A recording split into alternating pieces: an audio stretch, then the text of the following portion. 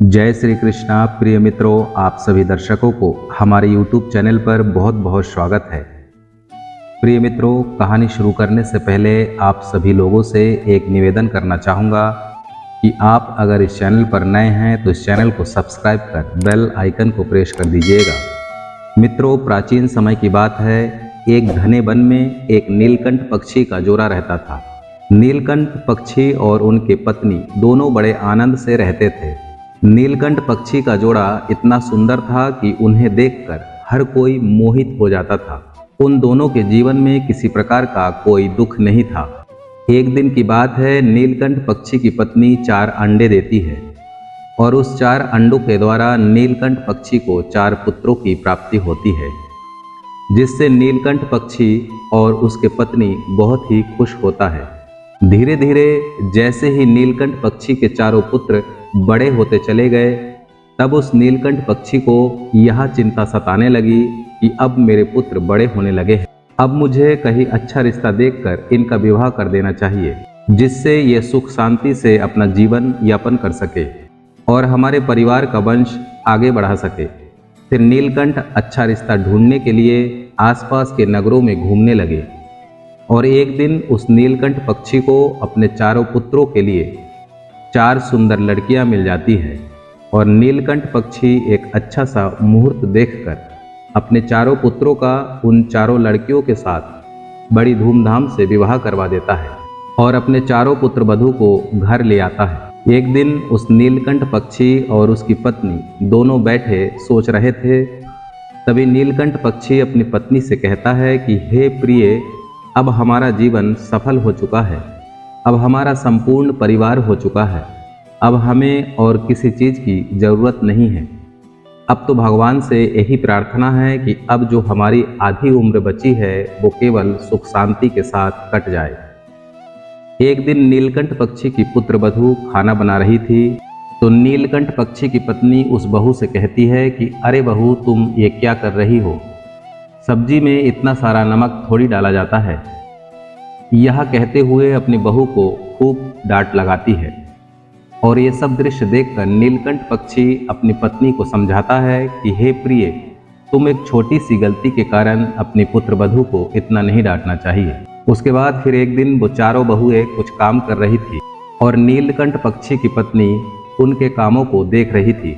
नीलकंठ पक्षी की पत्नी को अपने बहुओं द्वारा किए गए काम बिल्कुल भी पसंद नहीं आती है और वो अपने चारों बहुओं को डांट फटकार लगा देती है और अपने चारों बहुओं से कहती है, तुम क्या जानती हो, तुम्हारे माता पिता ने तुम्हें इतना भी नहीं सिखाया है कि किस तरीके से घर को चलाया जाता है।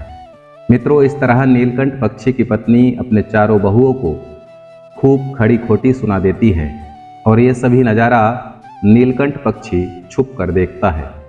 जैसे ही झगड़ा समाप्त होती है तो फिर से उस दिन की तरह वो नीलकंठ पक्षी अपने पत्नी को समझाने लगता है।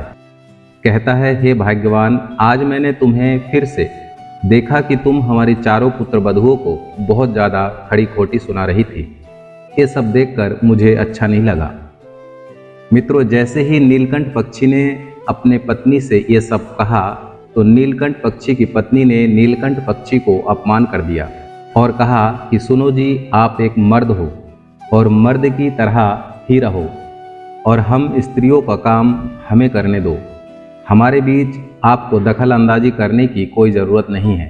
मित्रों, इस तरह नीलकंठ पक्षी की पत्नी नीलकंठ पक्षी का मुंह बंद कर देती है। फिर नीलकंठ पक्षी अपना सिर नीचे झुकाकर वहाँ से चला जाता है। मित्रों, फिर रोज ऐसा चलता रहा। एक दिन फिर से नीलकंठ पक्षी कहता है कि अरे भाग्यवान, मैं तुम्हारे रोज रोज की इस नाटक से तंग आ चुका हूँ। मैं रोज देखता हूँ कि तुम इसी प्रकार से रोज लड़ाई झगड़ा करती रहती हो। फिर नीलकंठ पक्षी की पत्नी कहती है, सुनो जी, बात कुछ ऐसी है कि ये घर मेरा है और मेरा ही रहेगा। इस घर पर मेरा अधिकार है और मेरा ही अधिकार रहेगा। इस घर की मुखिया मैं हूँ तो इस घर में मेरा ही चलेगा। मेरे अलावा इस घर में किसी और का अधिकार नहीं चलेगा। मित्रों, ये सास ससुर की बातें नीलकंठ पक्षी की बड़ी पुत्र वधू सुन रही थी और इन सब बातों को सुनकर वो और ज़्यादा भड़क जाती है और फिर तीनों देवरानियों से ये सब बातें कह देती है। फिर एक दिन वो चारों बहुएं अपने चारों पतियों के साथ अपने ससुर नीलकंठ पक्षी के पास आती है और कहती है कि ससुर जी, अब हमें इस घर में नहीं रहना है, हमें यहाँ से जाने की इजाज़त दे दीजिए। अब हम अपने बल पर ही खुद कमाएंगे और खुद खाएंगे।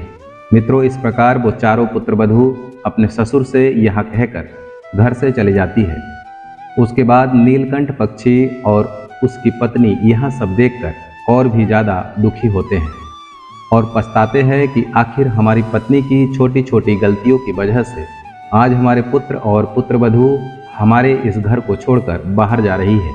मित्रों, उसके बाद नीलकंठ पक्षी के चारों पुत्रवधू और चारों पुत्र उसके घर से बाहर जाकर रहने लगते हैं। वो चारों अपना अलग अलग मकान ले लेता है। जब चारों अलग अलग मकान में रहने लगते हैं तो पहले जहां नीलकंठ पक्षी के घर में चारों रहते थे तो उनके घर में 10 लोगों के बीच में 500 रुपये का खर्च हुआ करता था, और जैसे ही वो चारों अलग अलग जगहों पर रहने लगे तो उनके घर में हजार रुपए के खर्चे होने लगा।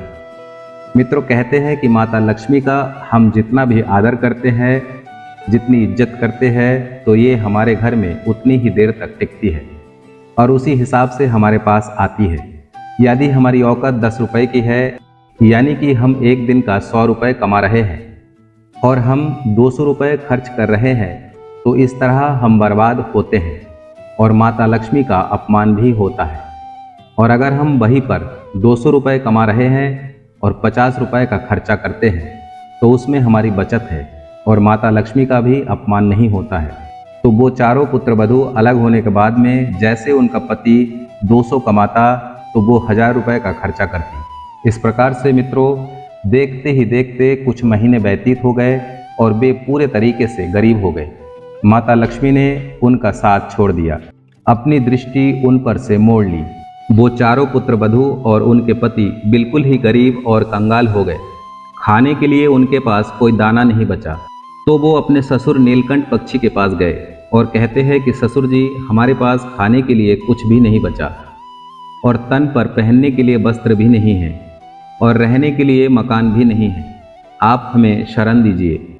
मित्रों, कहते हैं हर एक मनुष्य को जीवन जीने के लिए मात्र रोटी, कपड़ा और मकान की ज़रूरत होती है, और जिस मनुष्य के पास ये 3 चीज़ें नहीं होती तो उस मनुष्य को कंगाल कहते हैं, गरीब कहते हैं।